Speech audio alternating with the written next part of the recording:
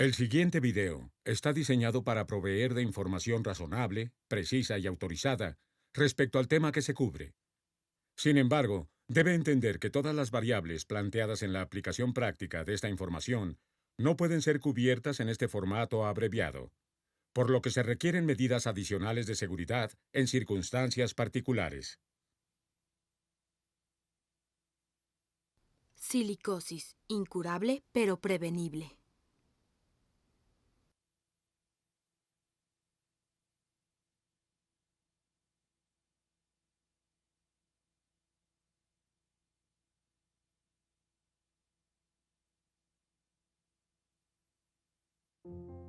Durante 100 años, la silicosis ha sido un asunto ocupacional serio de salud para los mineros, trabajadores de canteras, cortadores de piedra y otras ocupaciones en donde se genera el polvo de sílice cristalina. De hecho, la silicosis se identificó por primera vez en 1705 por Bernardino Ramazzini de Italia, considerado fundador de la medicina ocupacional industrial, quien notó sustancias arenosas en los pulmones de los trabajadores.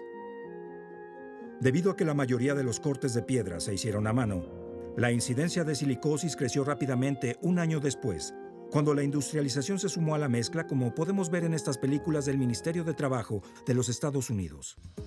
Hoy, la silicosis, que puede dejarnos debilitados o incapacitados, es la enfermedad pulmonar ocupacional más común en el mundo entero. Es especialmente común en los países subdesarrollados, en donde las tecnologías modernas de control no se despliegan del todo, afectando así a millones de trabajadores. De acuerdo con la Organización Mundial de Salud y la Organización Mundial Laboral, que organizó una cumbre de silicosis en el 2003, estas son algunas estadísticas aleccionadoras de los países industrializados. En los Estados Unidos, 1.7 millones de trabajadores estuvieron expuestos y 10% está en riesgo. En Alemania, en la década de los 90, se diagnosticaron 3.000 nuevos casos anualmente. En Japón, 1.000 nuevos casos se reportaron al año. En Australia, más de 1.000 se pronostican anualmente. En Francia, hay casi 300 casos que se diagnostican anualmente. En los países subdesarrollados existe una epidemia de silicosis. En China, 10 millones de personas estuvieron expuestas en el 2002 y se reportaron 5.000 muertes. De 1991 a 1995, su estimado reporta que hubo 40.000 muertes por silicosis cada año. En Brasil, 6.6 millones de trabajadores estuvieron expuestos al polvo de sílice. En Sudáfrica, hubo 600.000 casos acumulados entre mineros. Obviamente, la silicosis no es algo que uno quiera tener. Pero usted trabaja en una industria en donde es prevenible si usted y su compañía toman medidas apropiadas para evitar la sobreexposición al polvo contenido de sílice. El Dr. Peter Mason es un especialista en atención médica pulmonar crítica en la mundialmente conocida Clínica de Cleveland. Dice que la silicosis se desarrolla en las víctimas que inhalan partículas muy pequeñas de sílice cristalina. Las partículas viajan a lo profundo de los pulmones, en donde llegan y causan una inflamación pulmonar. Como todos los lugares del cuerpo, la inflamación puede resultar en pequeños rasguños. Y si tiene esos rasguños en el fondo de los pulmones, esto llevará a tener dificultades respiratorias. Muchas personas desarrollan una silicosis que solo vemos en una placa de rayos X y nunca fueron molestados por algún síntoma. Sin embargo, cuando se desarrollan síntomas, los más comunes suelen ser tos y deficiencia respiratoria. El Dr. Mason dice que la forma más común de silicosis resulta de una exposición prolongada a la sílice cristalina, y dentro de la industria de la piedra primordialmente sucede por cortar o moler granito, pizarra u otro material que contenga cuarzo sin controles seguros o equipo de protección personal. Sin embargo, hay situaciones en las que puede ser una muy corta exposición, pero con mucha intensidad, y se desarrolla la enfermedad mucho más rápido. Sea corta o larga, aquellos que tienen cicatrices en los pulmones se pueden enfermar mucho y desarrollar deficiencia respiratoria que limita la habilidad de mantener actividades normales o, en un peor escenario, mantener la vida. Los síntomas de silicosis dependen de la severidad de la enfermedad y pueden incluir fiebre, tos, pérdida de peso, pérdida de apetito, severas dificultades al respirar, problemas al dormir, dolores de pecho y uñas de color azulado. Existen 4 tipos de silicosis. Crónica, que como el Dr. Mason dice, viene tras 20 años de exposición. Asintomática. que no presentan síntomas en casos tempranos de la enfermedad. Acelerada, desarrollada 5 o 10 años después de una alta exposición al polvo de sílice. Los síntomas incluyen serias deficiencias respiratorias, debilidad y pérdida de peso. Y finalmente silicosis aguda, que se desarrolla entre unos meses y 2 años después de exponerse a muchísimas concentraciones de polvo de sílice, causando una gran falta de respiración, debilidad, pérdida de peso y en ocasiones la muerte. Desafortunadamente, no hay cura para la silicosis. El mejor tratamiento es la prevención. Eso evitará la exposición. Cuando ocurre una agresión de silicosis una vez, las cicatrices en los pulmones progresan y no tenemos ningún medicamento efectivo para detenerlo. Así que ya sea larga o corta, la silicosis es incurable, pero es prevenible y este es el objetivo de este programa. Mostrar a los dueños, gerentes y trabajadores de la industria de la piedra natural cómo prevenir la silicosis en su lugar de trabajo, previniendo incapacidad y muerte. Prevenir la silicosis en la industria de la piedra, particularmente en las instalaciones en donde se corta granito, pizarra y materiales que contengan cuarzo, debe ser un esfuerzo en equipo. Obviamente, es responsabilidad del dueño y de la gerencia proveer de los sistemas necesarios para separar la sílice cristalina del aire y del equipo de protección para las personas que cortan a mano, que utilizan la maquinaria de la fábrica y que desarrollan operaciones finales. Del mismo modo, los asociados que operan el equipo tienen la obligación, por su propia seguridad, de usar los equipos de seguridad al máximo. Obviamente, en un mundo perfecto, el secreto para eliminar la amenaza de la silicosis sería eliminando los cristales invisibles del polvo de sílice. Es más fácil decirlo que hacerlo. La industria y sus distribuidores han hecho progresos en esta materia, pero aún hay un largo camino por recorrer. Uno de los mejores métodos para reducir el polvo de sílice es cortar y moler con humedad. En los últimos años, se ha incrementado el hecho de cortar y moler con humedad. Por ejemplo, en una inspección reciente a fabricantes pertenecientes al Instituto del Mármol de América, el 73% de los encuestados dijeron que sus fábricas trabajan con el 90 o 100% de humedad. Otro 8% dijo que trabajan con el 80 o 90% de humedad. El polvo residual por cortar y moler con humedad se puede retirar con un nuevo y más avanzado sistema de tratamiento de agua que remueve el polvo del agua y lo comprime en pasteles para su transportación. El sistema recicla el agua para poder volver a ser usada para cortar, moler y en actividades de pulido. Este sistema elimina los materiales de desperdicio y debido a que recicla el agua, reduce significativamente la cantidad de agua consumida en las plantas de operación. También hay sistemas de purificación de aire que extraen la sílice cristalina del aire y lo deposita en cartuchos desechables. Esto también puede ser muy efectivo. Cualquiera de estos métodos, cortar con tratamiento de aguas o por colección de polvo en el aire, eliminan virtualmente la amenaza de exposición aérea al sílice cristalizado. En los Estados Unidos, las Administraciones Ocupacionales de Seguridad y Salud, o SHA, ha hecho bastante para canalizar esta situación de sílice. Hace más de una década, la OSHA comenzó un programa especial muy enfático enfocado a dirigir los trabajos de los establecimientos en donde hay altas exposiciones a la sílice cristalina. Bill Perry es el director de los estándares y lineamientos de las oficinas de la OSHA en Washington, D.C. Desafortunadamente, no hay ningún programa de vigilancia nacional para monitorear la incidencia de silicosis. Un par de estados vigilan la conducta de programas de vigilancia y generan estadísticas que podemos usar. Hace unos años hubo un documento publicado basado en estas estadísticas donde los investigadores estimaron que puede haber entre 3.500 y 7.000 nuevos casos de silicosis ocurriendo cada año. De acuerdo con los estándares de aires contaminantes de la OSHA, la exposición de los empleados a la sílice cristalina no pueden exceder un máximo de 8 horas promedio como límite. O si existe en el estado un plan de OSHA aplicado, será el límite establecido por la agencia estatal. Perry dice que hay varios cientos de muertes al año en Norteamérica en donde la silicosis es identificada como la causa contribuyente o subyacente de la muerte. Los estándares de OSHA en curso para la sílice cristalina, como se describió antes, es un límite de exposición al polvo que contenga sílice cristalina. El polvo respirable contiene pequeñas partículas que no son vistas a simple vista. Estas son partículas que pueden penetrar a los pulmones y causar la más potencial de las enfermedades. El límite es una fórmula que es 10 miligramos por centímetro cúbico dividido por el % del cuarzo más 2. Así que, por ejemplo, Si tengo un material que tiene el 8% de cuarzo, para aplicar la fórmula, tomo 10 dividido entre 8 más 2, que sería 10 entre 10, o 1 miligramo de polvo respirable en el aire. Esa es mi exposición límite y no puedo excederla. Si el contenido de cuarzo es de 48%, el límite de polvo respirable es de 0.2 miligramos por metro cúbico. Húmedo o seco, Perry dice que solo hay un modo de determinar el rango de exposición de sílice. OSHA no tiene un requisito específico para conducir el monitoreo de aire, pero el monitoreo de aire es la única forma de asegurarse de que se está acatando los límites de exposición permisibles de sílice cristalina. Los funcionarios de OSHA enfatizan que no puedes saber qué empleados están expuestos sin monitorear la exposición, aún en fábricas que usan métodos de humedad predominante.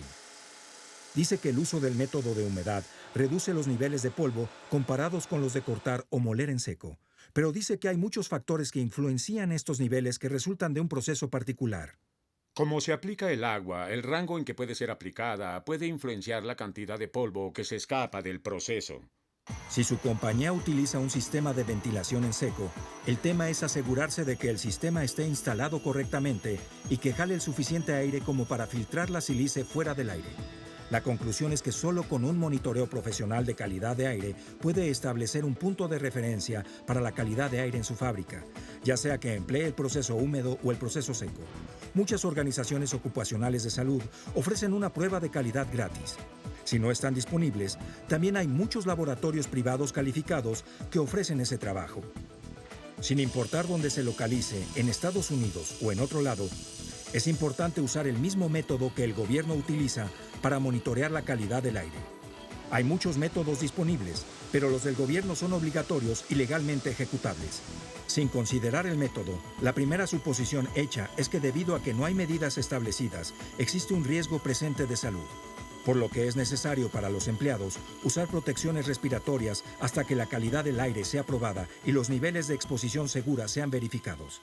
En la siguiente demostración, la planta en la que fue filmada ha pasado ya la inspección y los respiradores ya no son requeridos. Monitoreando la calidad del aire, OSHA usa muestras de zonas de respiración para medir lo que los empleados están inhalando.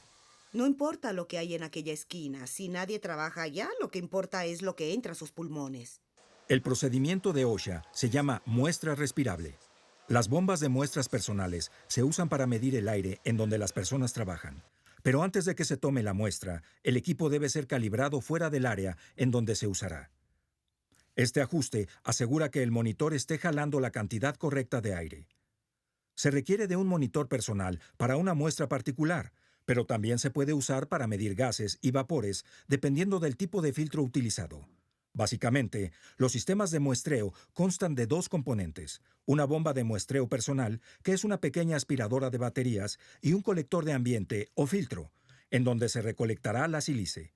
Se usan comúnmente dos tipos de medios para la higiene industrial: tubos absorbentes y filtros. Los filtros se requieren para medir las partículas como la sílice. Además, ya que el patrón de la sílice se basa en el polvo respirable, un tercer componente, en este caso un ciclón, debe usarse para asegurarse que solo se recolecte la parte de polvo respirable dentro del filtro. La bomba se ajusta al cinturón del empleado, ya sea en su espalda o arriba de su cadera, usando otro cinturón con la bomba. El ciclón y el filtro, fijos por un sujetador, se apoyan en el cuello del empleado, en la zona de respiración. El sujetador se conecta a la entrada de la bomba gracias a una pequeña manguera de plástico que corre hacia la espalda del empleado. A la combinación de la bomba, ciclón y filtro se le llama tren de muestreo. Cuando se enciende la bomba, jala aire a través del ciclón, donde cae el polvo más pesado y no respirable. El polvo más ligero o respirable se recolecta en el filtro del mismo modo que un filtro de aire de automóvil recolecta el polvo. El filtro parece un disco de plástico muy delgado con la consistencia de un papel poroso y debido a que los filtros son muy delicados, se colocan en pequeños cartuchos de plástico para facilitar su transportación. El cilindro tiene aperturas en ambos lados. Una terminal está conectada a la bomba a través de una manguera de plástico. La otra está abrazada al ciclón. Al final del periodo de muestreo, las aperturas en las terminales del cartucho se sellan con un tapón y el cartucho es enviado al laboratorio para análisis. Al hacer muestras con filtros, debe enviarse también al laboratorio el volumen del aire evaluado. Esta cantidad se determina por el rango de circulación de la bomba previamente calibrada y con la duración del periodo de muestra. Ya sea que use el sistema de control de calidad de aire que remueve la sílice cristalina del aire o que trabaje con humedad, una vez que se midió la calidad del aire y aparece debajo de los límites permisibles, los protectores de respiración individuales generalmente ya no se requieren. Sin embargo, la práctica establecida indica que se debe monitorear al menos una vez al año para verificar que la calidad del aire permanezca en los niveles establecidos. Si trabaja con sistema de humedad, está usando correctamente el agua y ha monitoreado para asegurarse de que los niveles están en los niveles de OSHA o quizá por debajo de los niveles de sílice de OSHA, entonces no tendrá que utilizar una máscara. Si el sistema de aire o ventilación funciona correctamente, debe controlar los niveles de sílice, por lo que las máscaras ya no son requeridas. Se da por entendido que los sistemas de tratamiento de calidad de aire y de agua, que son el cordón protector de la vida, deben ser continua y cuidadosamente monitoreados para asegurarse de que siempre funcionen a sus máximos niveles. Además de los grandes sistemas que remueven el polvo de los grandes sectores de las fábricas, los distribuidores han desarrollado diversas herramientas recolectadoras de polvo, incluyendo recolectores portátiles que pueden transportarse en la fábrica dependiendo la situación. Estos son muy útiles en las plantas en donde se realiza muy poco el cortado o el pulido en seco. Es extremadamente importante al monitorear la calidad de aire que se revisen áreas en donde los empleados trabajan con estos equipos. En las fábricas que trabajan en seco o parcialmente húmedas, o donde solo algunas secciones de la fábrica están cubiertas con sistemas de purificación, estas precauciones deben tomarse para minimizar la exposición a la sílice cristalina. Lleve ropa de protección desechable o lavable a su lugar de trabajo. Bañarse si es posible y cambiarse con ropa limpia antes de dejar la fábrica. No desearás llevártelo a casa porque deseas limitar tu exposición únicamente a tu lugar de trabajo. Y si se lo lleva a casa, estará expuesto en su casa o en su auto y su familia también estará expuesta. Así que le avisamos a los empleados que dejen en su trabajo la ropa de trabajo, lavarse y bañarse antes de irse al final de su día. Siempre use protecciones respiratorias adecuadas como lo especifica su compañía. Cuando se usan los respiradores, el empleado debe pasar un exhaustivo programa de protección respiratoria como requisito de los estándares de protección respiratoria de OSHA. Los elementos clave del programa incluyen monitoreo periódico del medio ambiente, capacitación regular, selección de respiradores aprobados NIOSH, una evaluación de las habilidades del trabajador para realizar su trabajo usando un respirador, prueba y mantenimiento de respiradores, inspección, limpieza y cuidado del equipo respiratorio de protección. Ponga señales de aviso para marcar los límites en áreas de trabajo que puedan exceder los niveles de exposición permisible PEL para contaminantes respirables con sílice cristalina. Los trabajadores deben recibir capacitación que incluya información sobre efectos de salud, prácticas de trabajo y equipo de protección requerido para sílice cristalina respirable. No comer, beber o usar productos con tabaco en áreas con polvo. Lavarse las manos y la cara antes de comer, beber o fumar afuera de las áreas con polvo. Estacionar autos en donde no haya riesgo de contaminación con sílice u otras sustancias. Además, el monitoreo médico debe estar disponible para todos los trabajadores que puedan estar expuestos a la sílice cristalina respirable. Tales exámenes deben ocurrir antes de la ubicación o la participación en el comercio de la piedra y debe incluir una placa de rayos X del pecho y pruebas de función pulmonar como punto de partida para un trabajador. Las revisiones deben ocurrir al menos 3 años. Los trabajadores deben reportar de inmediato cualquier problema respiratorio inusual, especialmente una tos seca crónica y deficiencias respiratorias. Cuando nuestro personal va y observa el sílice en su lugar de trabajo, siempre le preguntamos a los empleados, ¿cómo te sientes? ¿Sientes algún problema? Y de repente alguien nos dice, sí, tengo dolores aquí, he tenido dolores en mi pecho, en mi estómago, y lo enviamos con un doctor. Hemos encontrado muchos casos en donde los empleados tienen silicosis. Ya saben, no podemos hacer demasiado hincapié. Proteger el lugar de trabajo y a los empleados de la sílice cristalina respirable y de la eventual silicosis es una propuesta muy simple. No existe alguna cura, pero con el equipo correcto, el entrenamiento, vigilancia y el continuo monitoreo, usted y su compañía estarán libres de los azotes de la silicosis. Es tan simple como eso. Le pedimos a Nancy Newman de OSHA que enlistara las 3 cosas más importantes que debe recordar un empleado en la batalla en contra del polvo de sílice respirable. Trabaje con humedad y trabaje con humedad. Esa es la forma de prevenirla.